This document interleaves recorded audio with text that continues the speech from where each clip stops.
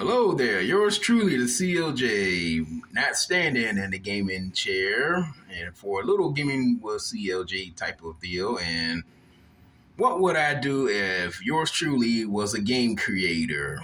Creating my own stuff. I have tons and tons of characters and IPs.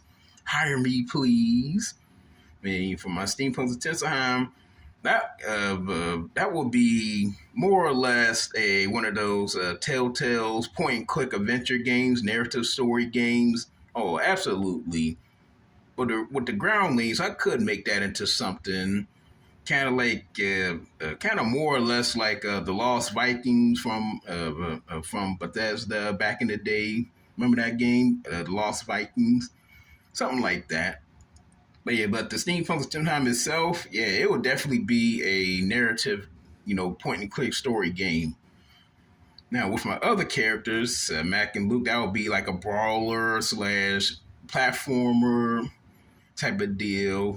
Think Sonic meets Streets of Rage with them. And my Gigaton network of soldiers with Clear Constance. And as you see, I'm, still pinning away with with that and all that good stuff. Now that would be more or less like a open world not superhero, but kind of like open world crime fighting. I think Marvel Spider-Man mixed like Call it well. Kind of like Call of Duty, maybe. Spider-Man mixed with Call of Duty. Not to, when Call of Duty was good, when it was compelling. But yeah, that's what Gigaton Network Soldiers will be like. It would be a mix of Marvel Spider-Man and Call of Duty. But yeah, ladies and gentlemen, and I have more characters, and I'm also working on them too, getting their series ones, and I need to start posting them again. And but yeah, so back to that, if I was a game creator, all of my games, all of them, they will be more or less, since I am against DLC and add-ons, they'll all be unlockable based on your performance as a gamer. You can complete the game, that's good. Difficulties, I don't like difficulties in games, so it's just gonna be one difficulty. But there will be, challenges and all that, like challenge tiers, like, collect all, don't die on boss fights. Yes. You don't gotta be perfect, but you don't gotta be perfect, but you just can't die on them. And let's see what else. Get to the don't die too much on a level. If you can, that's good. But sometimes with these trophy requirements, especially the one that really grind my gears, are the please beat this 8-hour game in under an hour. No, in 40 minutes. Yeah, sure. Yeah, just because most of the time those people be using mods and tool assistant programs anyway. But yeah, games like the Crash Bandicoot Insane series, you'll see on my PSN that I am missing just one trophy, and that is those speedrun trophies. And one trophy for the Shovel Knight. I have to beat the game in under an hour and 30 minutes, in under an hour, I believe, and I just can't do it. I just cannot. I don't know what it is, but there's always that one gamer who's somewhere who say, I can beat it in 45 minutes.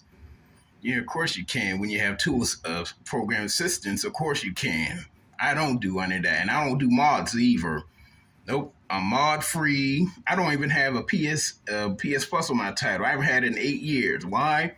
Because all these games are becoming nothing more than games of service where you have to be inputted, in logged, and literally in step with them. That's why if a game if it's online only, no. That's why I do not do games that require online. If it's mandatory, forget it. That's why the games that you see, the games that I plat, are offline games. If it requires multiplayer, no. That's why I stopped playing fighting games, to be honest. They are just, no. No. And all this began back in the 7th generation, too, with the PS3 and the Xbox 360. That's when, and special shout out to the 7th level, where he saw all this back in 2009. Me, I saw all this in 2013. That's when I said, you know what, I'm not paying $60 for just so I can play online. Why? Most of the time is laggy, buggy, glitchy, can't find people, everybody's elitist, you gotta be X, Y, and Z to be, you gotta know this, you gotta play like this, and no, F off of all that crap. No, If I can't just put the game inside the console and play it on my way, then if I can't play it with my way, then it can go on that highway. So yeah, Battle Royales, that's another one. Free to plays, freemiums. Only thing you're doing is paying. That's all you're doing. I saw this with the DLC crap, and it's worse. It really is. Fighting. That's why I stopped playing fighting games. Because why are you gonna give me a game I have to pay 100% for, and you give me 40% of the dang value, and I got to pay for the extra 60%, assuming. And this is sad that they stopped doing Ultimate Collecting Editions. They stopped that. So I said, you know what? Forget it. I don't want it no more then. No. If the game ain't 100% complete, I don't want it. No. Because DLCs, in fact, on the PSN, it's still up. On the PlayStation 3, it's still up there. They need to give all the DLC for free because I see Sony pulling the plug on the PlayStation 3 probably in 2024, next year, or 2025. But yeah, so, well, you know what? Back to that. Oh, man, I can't believe that I went on that tangent there with that rant. But yeah, back to me making games. Yeah. No, you don't got to be no speed runner. You don't got to do no difficult spikes. And no, all you got to do is just beat it, pay attention to it, be focused on it, be attentive, beat all the bosses, because each of the games I will make, the boss will have a item that you'll need to unlock the true ending, actually not even the ending, actually the level.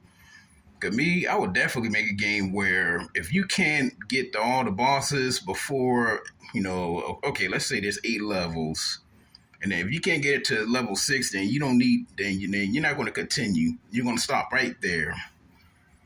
But yeah, and but then if you do get it, you get sweet rewards. Again, I'm against DLCs.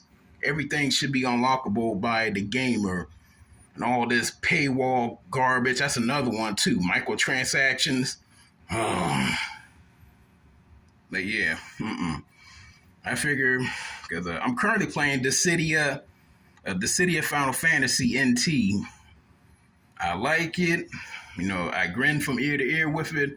But get out of here with the stupid DLC and microtransaction crap. I really am getting sick and tired of this. Again, back to that rant earlier. This is why fighting games is just the bane of nowadays. Because it's so bare bones and all of that. Just because a bunch of esports and all of that, and everybody wants to be the best and owning people, and who cares? You're sitting on your behind X amount of hours. That's not really anything to brag about. But yeah, so I just want to bite the bullet and just pay DLC, because their season passes, I can't seem to find them on there, and they didn't make an ultimate edition of it. Well, that's what my games would be. Just play the game, or play it several times too. Yeah, because you get more perks and benefits. They'd be like, okay, that's how games used to be. Yeah. Instead of the speed running crap, and I want to play it on the hardest difficulty. I mean, there's not really hard about the game if you're sitting on your behind, to be honest. Man. Now, Dark Souls, I just don't have. Let me see. I don't have the patience for, because I just don't. I really don't have the patience for it. It's not hard. Again, no game is hard. It's just what is your patience level on the game is. Again, look at my PSN trophies. You see, the games that I get. Oh yeah, I tried 100% them, but again, if it's a multiplayer or some BS where you have to be ranked number 1, no, I will never get that.